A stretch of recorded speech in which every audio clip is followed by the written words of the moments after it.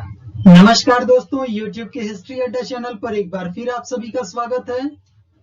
प्राचीन इतिहास के अंतर्गत प्रागैतिहासिक काल की तैयारी कर रहे हैं आप मेरे साथ यानी दिवाकर मिश्रा के साथ। आज का यह वीडियो आधारित है प्रागैतिहासिक काल के दूसरे कालखंड यानी मध्यपाषाण काल पर। चलिए करते हैं आज के इस वीडियो की शुरुआत। दोस्तों, प्रागैतिहासिक काल का दूसरा कालखंड मध्यपाषाण काल कहलाता है। हालांकि प्रारंभ में इस काल की कोई जानकारी नहीं थी, अतः प्रागैतिहासिक काल को मुख्यतः दो कालखंडों में बांटा गया था, पुरापाषाण काल तथा नवपाषाण काल। इन दोनों के बीच समय का काफी अंतराल था, अतः कालांतर में इन दोनों के बीच का संक्रमण काल खोजा गया, जिसे नाम दिया गया मध्यपाषाण काल। इस प्रकार हम कह सकते हैं कि पुरापाषाण काल और नवपाषाण काल के बीच का संक्रमण काल कहलाता है मध्यपाषाण काल। यूजीसी नेट आर्कियोलॉजी में एक प्रश्न पूछा गया था, आखेट संग्रहण तथा खाद्य उत्पादन दोनों के बीच का संक्रमण काल। उत्तर मध्यपाषाण काल ही होगा, क्योंकि आखेट संग्रहण विशेषता है पुरापाषाण काल की और खाद्य उत्पादन विशेषता है नवपाषाण काल की, और दोनों के बीच का संक्रमण काल कहलाएगा मध्यपाषाण काल। हालांकि इस संक्रमण काल को सर्वप्रथम मध्यपाषाण का नाम दिया था हॉर्डर वेस्ट्रॉप ने 1866 ईस्वी में, जबकि संपूर्ण विश्व में मध्यपाषाण काल की पहचान की गई थी मास द अजी नामक पुरास्थल से, जो फ्रांस में स्थित है। मध्यपाषाण काल को नूतन काल के अंतर्गत रखा जाता है तथा इसकी कालावधि आज से लगभग 10,000 वर्ष पूर्व से लेकर के 6,000 वर्ष पूर्व तक निर्धारित की जाती है। मध्यपाषाण काल की कतिपय विशेषताएं भी जान लेते हैं, जिनमें सबसे पहला है इस काल में लघु पाषाण या माइक्रोलिथ्स उपकरणों की बहुलता। ये पुरापाषाण काल की अपेक्षा काफी छोटे छोटे उपकरण होते थे और इस काल में ये प्रमुखता से प्रचलित थे। दूसरा है जनसंख्या में तीव्र वृद्धि। क्योंकि मध्यपाषाण काल नूतन काल के अंतर्गत रखा जाता है, अतः इस काल की जलवायु मानव के अनुकूल होने लगी थी और परिणाम स्वरूप जनसंख्या में भी हम तीव्र वृद्धि देख सकते हैं। तीसरा है कृषि, पशुपालन एवं मत्स्य पालन का प्रारंभ। इस काल में कृषि तथा पशुपालन का प्रारंभ देखा जा सकता है। इसके साथ साथ मछली पालन भी प्रारंभ हुआ था। चौथा है मृतक संस्कार की परंपरा। इसी काल से हमें मानव कंकाल प्राप्त होते हैं और उन कंकालों को बाकायदा मृतक संस्कार की परंपरा द्वारा दफनाया भी जाता था। इसके अतिरिक्त जान लीजिए कि विश्व में मानव द्वारा पालतू बनाया गया पहला पशु कुत्ता था, जबकि यदि विश्व में पहला दुधारू पशु पूछा जाए तो वह बकरी होगा।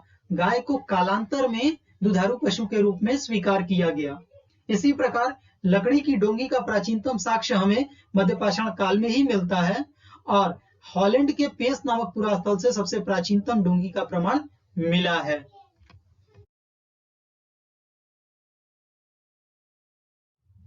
अब हम भारत के संदर्भ में मध्यपाषाण काल का अध्ययन करेंगे।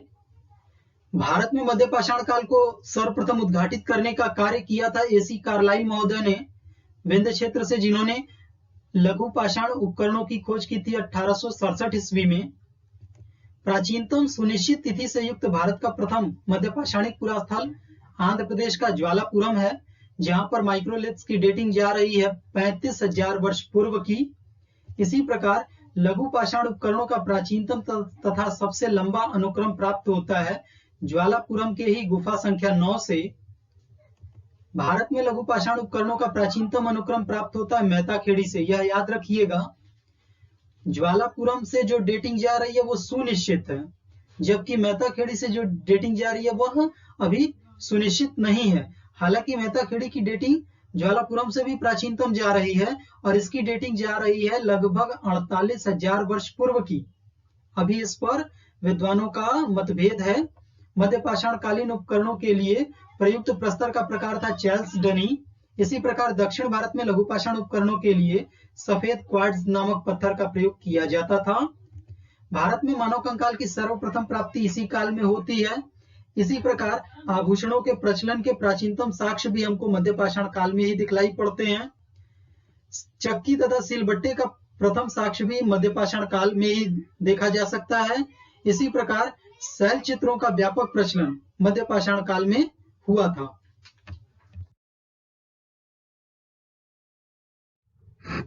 दोस्तों, पिछले वीडियो में हमने रॉबर्ट ब्रूसवुड का परिचय तथा उनका योगदान बताया था। आज के इस वीडियो में हम बात करेंगे एसीएल कार्लाइल के परिचय तथा योगदान के बारे में, जिन्होंने मध्य पाषाण काल को उद्घाटित करने का कार्य किया था। ये मूलतः इंग्लैंड के निवासी थे और भारत में राजा विजयनगरम के राज्य में शिक्षक के रूप में नियुक्त हुए थे। कालांतर में इन्होंने भारतीय पुरातत्व सर्वेक्षण विभाग में नियुक्ति पाई और अलेक्जेंडर कनिंघम के सहायक बने। यूजीसी नेट आर्कियोलॉजी में यह प्रश्न पूछ दिया गया था।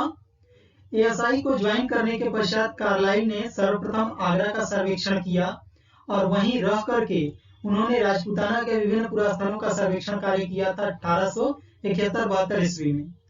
कार्लाइल के इस कार्य को एएसआई द्वारा कनिंघम रिपोर्ट के नाम से वॉल्यूम 4 में आगरा का और वॉल्यूम 6 में राजपूताना का विवरण प्रकाशित किया है।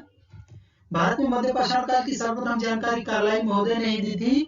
सुहागी घाट जो मिर्जापुर उत्तर प्रदेश में स्थित है, वहां से लघु पाषाण या माइक्रोलिथ्स प्राप्त करके। इसके साथ ही साथ कार्लाइल महोदय ने पाषाणकालीन चलचित्रों की भी खोज की थी और उत्तर भारत में महापाषाणिक समाधियों की खोज का श्रेय भी कार्लाइल महोदय को ही जाता है। इसके अतिरिक्त अशोक के बैराट लघु शिलालेख की खोज कार्लाइल ने ही की थी। हालांकि उनसे पहले कनिंघम वहां का सर्वेक्षण कर चुके थे, किंतु उनके निगाह में यह अभिलेख नहीं आया था। 19वीं शती में मारफा नामक पुरापाषाणीय पुरास्थल और मुरहना पहाड़ की खोज भी कार्लाइल ने ही की थी।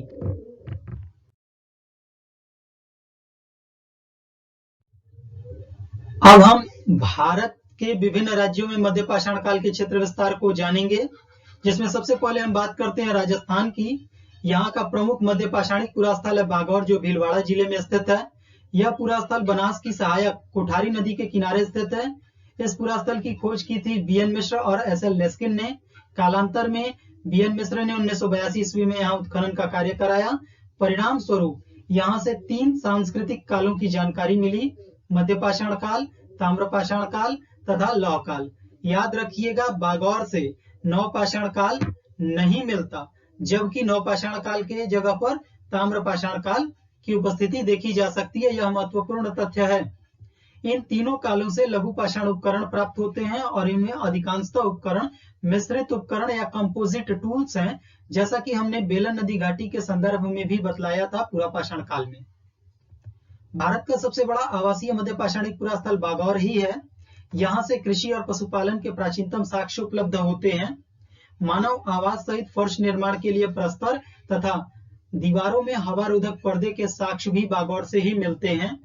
3 मानव कंकाल मुड़ी हुई अवस्था या फ्लैक्स्ड पोजीशन में इसी पुरास्थल से प्राप्त हुए हैं और यह विशेषता अन्य पुरास्थलों पर भी मिलती है, लेकिन कंकालों को दफनाने की क्षेत्रीय विविधता आप विभिन्न पुरास्थलों से देख सकते हैं। एक मानव कंकाल के गले में प्रस्तर तथा हड्डी निर्मित 36 गुरियों की माला भी बागौर से ही मिली है। एक मानव कंकाल जिसके गर्दन पर मुस्लिम काल का सिक्का चिपका हुआ मिला, वह भी बागौर से ही उपलब्ध हुआ है। पशु वध स्थल या बूचड़ खाने के साक्ष्य भी बागौर से उपलब्ध होते हैं। अगला पुरास्थल है तिलवाड़ा, जो बाड़मेर जिले में स्थित है। यह पुरास्थल लूनी नदी के किनारे स्थित है। यहाँ पर उत्खनन का कार्य बीएन मिश्र ने ही कराया था। अगला राज्य है गुजरात। गुजरात का प्रमुख मध्य पाषाणिक पुरास्थल है लखनाज, जो साबरमती नदी के पूर्व में स्थित है। यहाँ खोज तथा उत्खनन का कार्य एचडी सांकालिया ने 1942 ईस्वी में किया था। वैज्ञानिक पद्धति द्वारा उत्खनित भारत का यह प्रथम पुरास्थल है। इसके साथ ही साथ एचडी सांकालिया द्वारा उत्खनित भारत का प्रथम पुरास्थल भी लखनाज ही है। यहाँ के निम्न स्तर से लघु पाषाण उपकरणों के साथ साथ मृदभांड भी मिले हैं और जंगली पशुओं की हड्डियां भी उपलब्ध होती हैं, जिसमें गैंडे की हड्डियां प्रमुख रूप से देखी जा सकती हैं। लघु पाषाण उपकरणों में सर्वाधिक संख्या फलक उपकरणों की है। मध्य पाषाणिक स्तर से हस्त निर्मित मृदभांडों की प्राप्ति लखनाज से ही होती है। द्वितीय उपकाल या मध्य स्तर से तांबे का एक चाकू प्राप्त हुआ था लखनाज से, जो यूजीसी नेट आर्कियोलॉजी में एक बार पूछ दिया गया था। कुल 14 में से 13 कंकाल मुड़ी हुई अवस्था या फ्लैक्स्ड पोजीशन में पाए गए हैं। याद रखिएगा, बागौर और लखनाज 2 ऐसे पुरास्थल है जहां पर कंकाल मुड़ी हुई अवस्था या फ्लैक्स्ड पोजीशन में मिलते हैं। यूजीसी नेट में पूछा गया प्रश्न है। एक मानव कंकाल के दांतों में दंत क्षय का प्रमाण मिला है, यह भी महत्वपूर्ण तथ्य है। हालांकि लग्नाज के साथ साथ अन्य पुरास्थलों पर भी इस तरह के प्रमाण आप देख सकते हैं, तो उनको क्रम से एक साथ याद रखिएगा, बताएंगे आगे। गुजरात के अन्य पुरास्थलों की बात करें तो तरसंग गुहा, लोटेश्वर, कनवेल, रतनपुर, मिताली, पावागढ़, हीरपुर आदि प्रमुख पुरास्थल हैं, जिनमें कनवेल महत्वपूर्ण है, जहां से ऊंट के हड्डी की प्राप्ति मध्य पाषाण काल से होती है, याद रखिएगा। अगला राज्य है मध्य प्रदेश। पुरा पाषाण काल का अध्ययन करते समय आपको बताया जा चुका था कि निम्न पुरा पाषाण काल से लेकर के मध्य पाषाण काल तक का अनुक्रम मध्य प्रदेश के दो पुरा स्थलों से प्राप्त होता है। वे दो पुरा स्थल हैं आदमगढ़ तथा भीमबेटका, जिसमें आदमगढ़ महत्वपूर्ण है, जहां से भारत में लघु पाषाण उपकरणों की सर्वाधिक प्राप्ति हुई है। करीब 25,000 के आसपास में लघु पाषाण उपकरण यहाँ से उपलब्ध हुए हैं। यहाँ पशुपालन के प्राचीनतम साक्ष्य भी मिलते हैं, जैसा कि हमने अभी बागौर के संदर्भ में बतलाया था। आदमगढ़ से भी हमें पशुपालन के प्राचीनतम साक्ष्य उपलब्ध होते हैं। मध्य पाषाण काल के अंतर्गत यहाँ गाय, बैल, भेड़, बकरी, कुत्ता तथा सुअर आदि के साक्ष्य मिलते हैं। इसके साथ ही साथ छिपकली की हड्डियों का साक्ष्य भी महत्वपूर्ण है, जो आदमगढ़ से मिला हुआ है। यहाँ उत्खनन का कार्य कराया था आरवी जोशी और एमडी खरे ने। अगला पुरास्थल है भीमबेटका, जहां मानव कंकाल को दफनाते समय मांस अर्पित किए जाने का प्रमाण मिला है। भीमबेटका का उत्खनन कार्य किया था वीएस वाकड़कर और वीएन मिश्र ने। जम्बू द्वीप तथा देरोथी द्वीप ये पूरा स्थल है मध्य प्रदेश में। यहाँ उत्खनन का कार्य किया था जीआर हंटर महोदय ने, और इस उत्खनन के परिणाम स्वरूप उन्हें कंकाल की प्राप्ति हुई थी। सांबर हिरण के खुरों के निशान पाए जाते हैं बागौर द्वितीय नामक पुरास्थल से। इस पुरास्थल के विषय में हमने विस्तार से पुरा पाषाण काल के अंतर्गत जाना था। यहाँ स्तंभ गर्तों की श्रृंखला के साक्ष्य भी उपलब्ध होते हैं।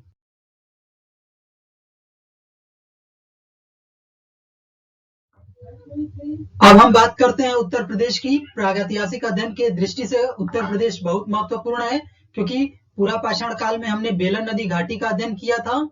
मध्य पाषाण काल में भी इस राज्य का उतना ही महत्व है, और यहाँ पर मध्य पाषाण काल के प्रमुख पुरास्थल खोजे गए हैं, जिनमें सबसे पहले हम बात करते हैं प्रतापगढ़ के सराय नाहर राय की। इस पुरास्थल की खोज की थी केसी ओझा ने, जबकि उत्खनन का कार्य किया था आर के वर्मा और बीडी मिश्र ने। मध्य पाषाण काल के अंतर्गत यहाँ प्रस्तर सहित अस्थि तथा सींग निर्मित उपकरणों की प्राप्ति हुई है।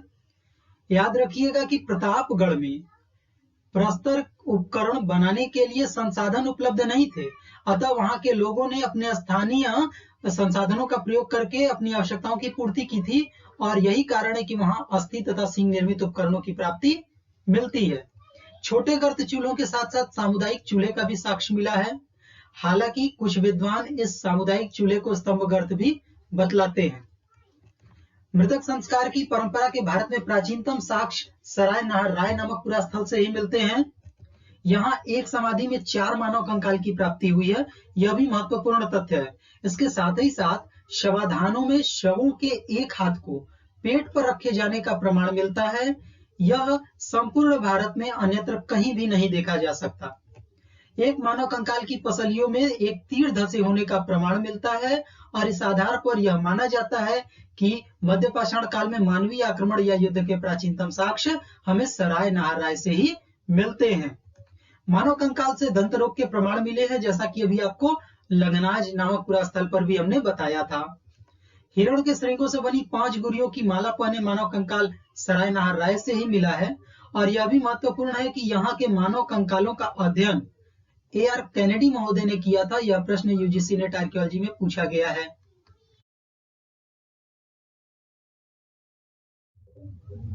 अगला पुरास्थल है महदहा, जो प्रतापगढ़ जिले में स्थित है। यहाँ उत्खनन का कार्य JN पाल महोदय ने कराया था।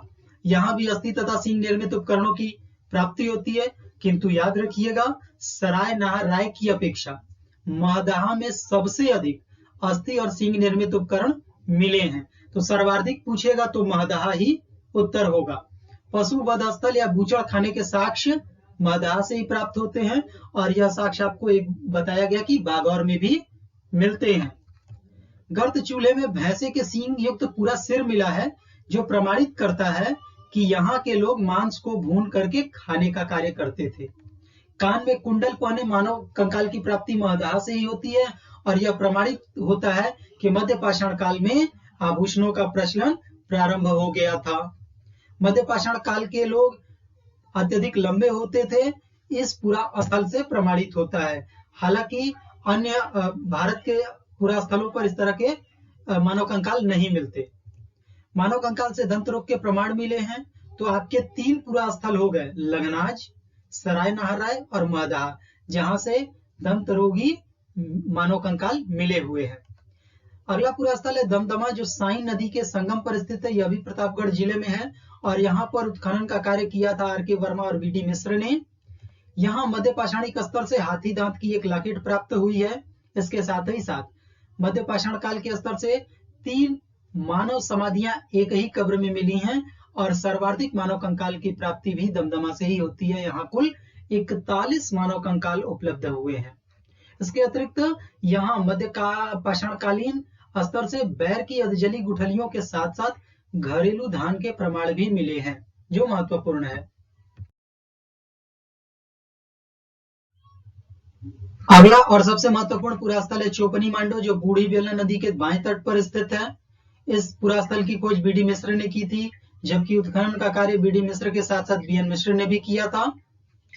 यहाँ उच्च पुरा पाषाण काल तथा नव पाषाण काल के बीच का संक्रमण काल स्पष्ट रूप से देखा जा सकता है। याद रखिएगा, चोपनी मांडो से उच्च पुरा पाषाण काल और नव पाषाण काल के बीच के संक्रमण काल को स्पष्टता पहचाना गया। एपी पैलियोलिथिक एज की पहचान चोपनी मांडो से ही होती है। यहाँ मधुमक्खी के छत्ते के समान 13 झोपड़ियों के साक्ष्य मिलते हैं। इसके साथ ही साथ संपूर्ण विश्व में हस्त निर्मित मृदभांडों के प्राचीनतम साक्ष्य भी चोपनी मांडो से ही उपलब्ध हुए हैं। मृदभांडों पर धान की भूसी के साक्ष्य उपलब्ध होते हैं चोपनी मांडो से। अभी हमने दमदमा के संदर्भ में बताया था घरेलू धान के साक्ष्य मिलते हैं, जबकि चोपनी मांडो से जंगली धान की भूसी उपलब्ध हुई है। और मध्य पाषाण काल में अन्न भंडारण के साक्ष्य भी हम चोपनी मांडो में देख सकते हैं। अगला पुरा स्थल है मुरहना पहाड़, जिसकी खोज एसी कार्लाइल महोदय ने की थी, अभी हमने बताया। यहाँ उत्खनन का कार्य आर के वर्मा ने किया था। आर के वर्मा ने एक और पुरा स्थल का उत्खनन कार्य किया था, बगही खोर नामक। अगला पुरा स्थल है लेखरिया, जिसका उत्खनन बी डी मिश्र ने किया था। ये शैल चित्रों से युक्त शिलाश्रय हैं और यहाँ से कुल 17 मानव कंकालों की प्राप्ति हुई है। अगला राज्य है बिहार। बिहार में पैसरा पुरा स्थल महत्वपूर्ण है। इसकी चर्चा हमने पुरा पाषाण काल के अंतर्गत भी की थी। यह मुंगेर जिले में स्थित है और यहाँ खोज तथा उत्खनन का कार्य पीसी पंत और विदला जायसवाल ने कराया था। यहाँ पर पूर्वी भारत में सर्वप्रथम मध्य पाषाणिक संस्कृति की पहचान की गई थी। अगला राज्य है पश्चिम बंगाल।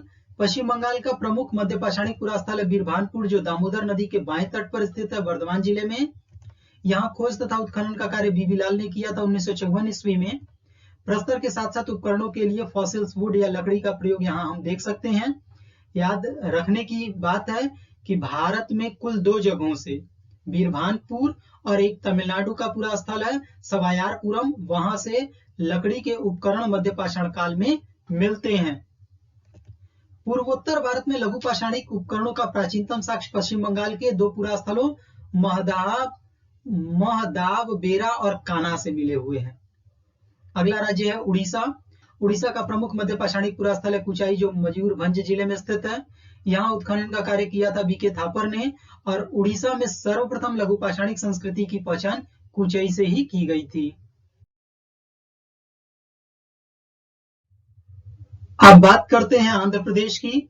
तो अभी हमने ज्वालापुरम की चर्चा की थी। ज्वालापुरम के अतिरिक्त यहाँ पर कुरनूल गुफा महत्वपूर्ण है, जहां से लघु पाषाणिक उपकरणों की खोज की थी एल ए कामियाडे महोदय ने। यहाँ से प्राप्त लघु पाषाणिक उपकरणों से संबंधित अनुसंधान का कार्य किया था एन आइजक ने। अगला राज्य है कर्नाटक।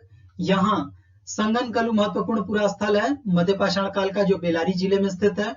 यहाँ पर उत्खनन का कार्य किया था बी सुब्बा राव ने 1946 ईस्वी में। कालांतर में एच टी सांकालिया ने भी यहाँ उत्खनन का कार्य किया। फिर सोरापुर दुआब, जहां अनुसंधान का कार्य के पदैया ने किया, जिन्होंने लगभग 10,000 लघु पाषाण उपकरणों की खोज की थी। अगला राज्य है तमिलनाडु। तमिलनाडु में मध्यपाषाण कालीन टेरीपुरा स्थलों की खोज रॉबर्ट ब्रुसफूट ने ही की थी। ये एक प्रकार से बालू के टीले थे। हालांकि रॉबर्ट ब्रुसफूट ने इन्हें पहले नवपाषाण काल के अंतर्गत रखा था, परंतु वर्तमान समय में इन्हें मध्यपाषाण काल के अंतर्गत रखा जाता है। इन 11 टेरीपुरा स्थलों का विस्तृत अध्ययन किया था EF जाइनर तथा B आल्चिन ने। इनमें उपकरणों के लिए अश्मीभूत काष्ठ या फॉसिल्स वुड का प्रयोग सवायारपुरम से मिलता है। अभी हमने बीरभानपुर के संदर्भ में भी इसकी चर्चा की थी। इसी प्रकार मध्यपाषाण कालीन मछुआरे समुदायों के भी प्रमाण भारत से मिलते हैं। इनमें प्रमुख पुरास्थल में है चंद्रपालेम, पारादेशीय पालेम और ऋषिकुंडा।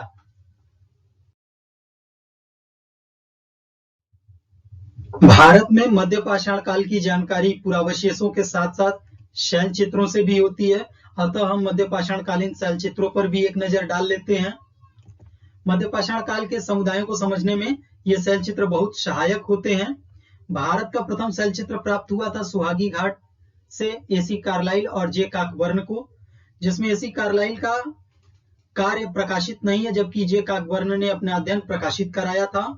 मध्यपाषाणिक शैल चित्रों के लिए प्रसिद्ध और विश्व धरोहर की श्रेणी में शामिल किया गया है भीमबेटका को, जो मध्य प्रदेश में स्थित है। भीमबेटका के शिला चित्रों की खोज की थी VS वाकड़कर ने 1957 ईस्वी में। भीमबेटका के शैल चित्रों में कुल 16 प्रकार के रंगों का प्रयोग किया गया है, जिनमें सफेद और लाल रंग सबसे ज्यादा प्रयोग किए गए हैं। भीमबेटका के शैल चित्रों में कुल 29 प्रकार की जंतुओं की प्रजातियां प्रदर्शित हैं। भीमबेटका से प्राप्त शैल चित्रों में प्रमुख शैल चित्रों की बात करें तो वाराह का चित्र, नृत्य करता हुआ समूह, फल तथा मधु संग्रहण, अपने बच्चों सहित गर्भवती मादा जंतु, शिकारियों के साथ कुत्ते, शिकारियों द्वारा बिछाए गए जाल आदि प्रदर्शित मिलते हैं। गणेश का प्राचीनतम चित्र भी हमें भीमबेटका से ही मिला है। हालांकि यह मध्यपाषाण काल का नहीं है, यह कालांतर में इस तरह से चित्र आप वहां पे देख सकते हैं। पृथ्वी आकाश अग्नि संबंधी धारणा का प्रथम अभिव्यक्ति का प्रमाण मध्य प्रदेश के ही जाओरा नामक गुफा से होता है। अगला तथ्य है मानव निवास स्थल पर ही शैल चित्रों के प्राचीनतम प्रमाण हमें उड़ीसा से मिलते हैं। आज बस इतना ही। अगले भाग को जल्द ही लेकर के आएंगे, जिसका शीर्षक है नवपाषाण काल एक परिचय, नियोलिथिक एज एन इंट्रोडक्शन। यदि यह वीडियो पसंद आया हो तो इसे लाइक करें, ज्यादा से ज्यादा शेयर करें और चैनल के वीडियोस पाने के लिए चैनल को सब्सक्राइब भी करें। Thank you for watching history अड्डा।